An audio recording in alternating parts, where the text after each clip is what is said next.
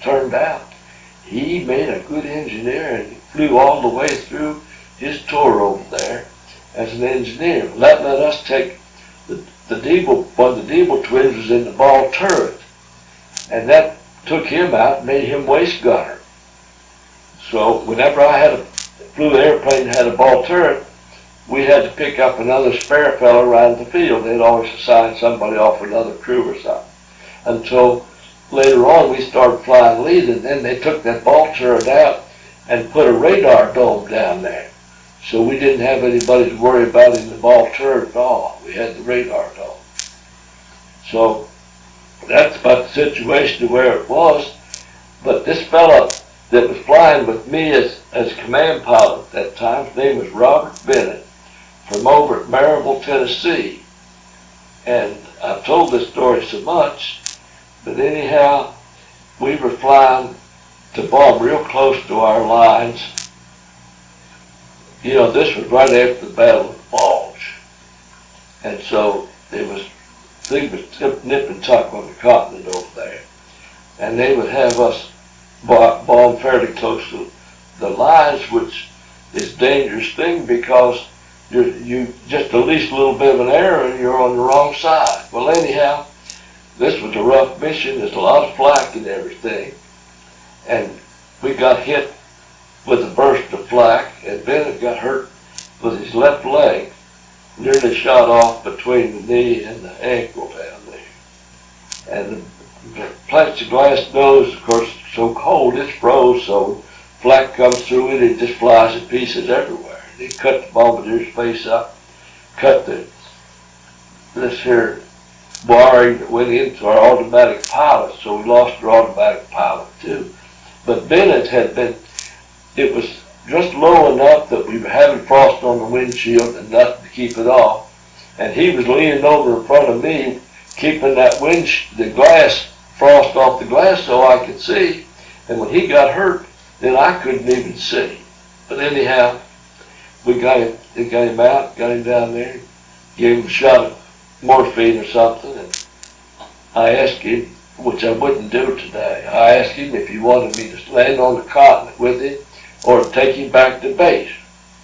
Right now, I would never ask him that question. I'd have landed on the continent nearest hospital. That's exactly what I'd done.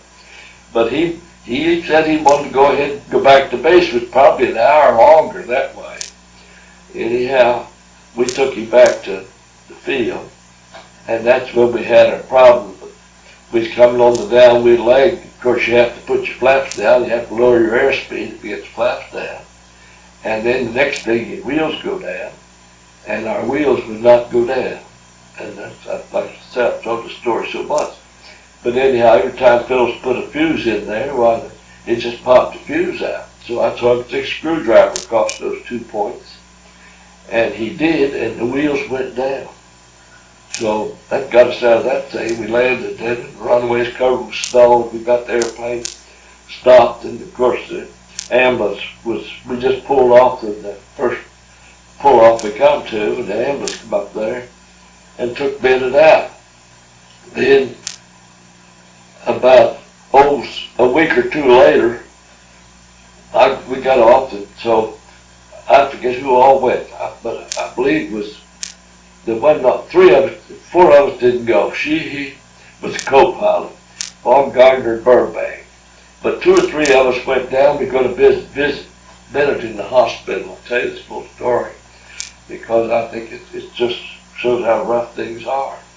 Anyhow, Bennett was in one bed there, and they were debating whether to take his leg off or whether they could save him. But in the bed, right beside Bennett, as we faced the wall on the left, was an Army captain in there, and he had been in the Battle of the Bulge and had both of his legs shot off right above the knees by one of his own men. He said it was just dark. Well, you didn't know who was who, and just shooting everything that moved. And by gosh, one of his own men had shot him, and he lost both of his legs right above the knee. So, anyhow, years later in Pittsburgh, Jane and I were up there to a reunion, and Bennett was walked up the steps right in front of me. and I saw his name tag, and he was walking. I said, boy, am I glad to see you walking. He said, I'll tell you what, he said, I've got a lot of metal in my leg, but he says, I'm still walking. Well, he lives over here at Maryville, and I asked him if he'd come over and visit us sometime, but he never would. Never would come over and visit us. But anyhow, then, I'm not going into all this combat stuff, but after the war was over, Mike, on about the 5th or 6th of May, one of the fellows that comes here to Oneida and visits with us, he was a radio operator on Hammond's crew. Hammond was pretty bad to drink. And and anyhow, they went up on a training mission and they crashed, killed everybody but Nitty, N-E-T-T-I. Him and his wife Jo live in Chicago. Every time we meet, they meet with us. He's the only surviving member of it. But about 2 weeks or 3 weeks before this crash, one of my jobs over there, they wanted me to stay down and see for his instructor, but I didn't think I'd like that. I didn't think much of that. I was a bunch of instructor. But next thing I knew, when I was overseas, I ended up over there giving check. I had to give instrument checks, and then I had to check out co-pilots to make first pilots out of them. But you'd think that any pilot would always swap seats with his co-pilot, let the co-pilot fly in the left seat, and him fly in the right seat. I did that with Mo Sheehy. Before we left Rapid City, he was flying in the left seat or right seat, either one. And I checked him out that way. But anyhow, amazing to me, about half the pilots over there never had enough confidence in their co-pilots to let them fly in the left seat. So it became my job, whenever the pilot finished the tour, then he was always 2 or 3 missions ahead of the rest of his crew, then they would take the co-pilots and give them their own crew. So my job was take them up and check this fella out in the left seat and everything, check his instruments, check the card and everything. So about 2 or 3 weeks before the accident, his name was Sprout. I had taken him up and checked him out in the left seat.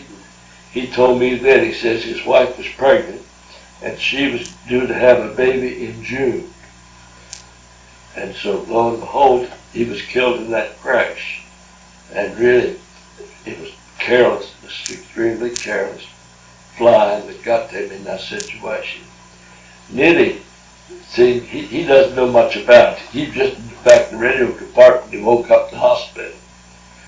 But I was called out the tower whenever it had crashed. And he was up on a training mission and he was buzzing and flying too low to the ground and lost it down there. But anyhow, when the war was over then, which was May the 8th, the first thing we did in our group, we took all the guns and everything out of the airplanes and we flew all the people that were on the ground on what we call a tour of the Ruhr Valley. And we flew over the Ruhr Valley on about a 6-hour mission and real low, 500 feet, something like that, and let the people see how much damage had been done to those cities and towns over there when the Army had gone through and we had bombed them and everything. And it was something else. I know we made several trips. Then when we completed that business, I was with 12 airplanes, took 12 airplanes and went up to a prisoner of war camp up next to the Baltic Sea called Barth. They had 10,000 British and American prisoners of war up there. And we were to fly up there and take a ration called 10 and 1. And so many cans of this here, jerry cans full of gasoline. And we had delousing fluid that we put, a delousing powder that we put on all of ourselves because we thought that those fellows would come out of prisoner of war camp, they'd be full of lice and things like that. It took about 260 airplanes, but to put them all in there in one day and haul 10,000 prisoners of war out of there over to a base west of Paris, France, and left them off there. And whenever we were waiting on the truck to come and pick up the former prisoners of war, Of course, I was out of the airplane, the co-pilot was and everything. We were just down there talking to them. And two of them guys, they walked up to me and they said, "How long were you in there?" I said, "In where?" He said, "How long were you a prisoner of war?" I said, "I wasn't." And they were fellas who were down at Valdosta with me down there. And they only flew a couple of missions and they got shot down. They were prisoners of war real early. So that was our status there before we were moved to southern France. Now, this thing here is a newspaper that tells about our 92nd Bomb Group after World War II, when we were all transferred to southern France. And anyhow, our job down there, along with the 84th Bomb Group, I believe, we had 4 squadrons and they had 4 squadrons. And our job was to fly enlisted men. You want this turned off? Yeah, go over and turned off, right there at that little white switch.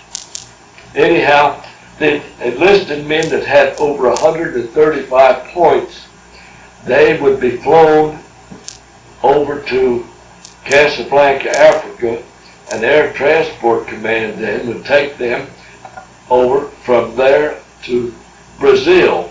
Now they may have stopped in the Azores, I don't know. And then they would come from Brazil up to Miami. Now, in our business, when we were talking to Crawford, Terry, Crawford had 155 points, but they sent those fellows, they had ships.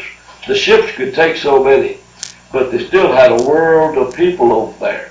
So the fellows that didn't come home on a ship, they sent them down there to Camp Chesterfield, Camp Lucky Strike, and then we would pick up 35 men per airplane.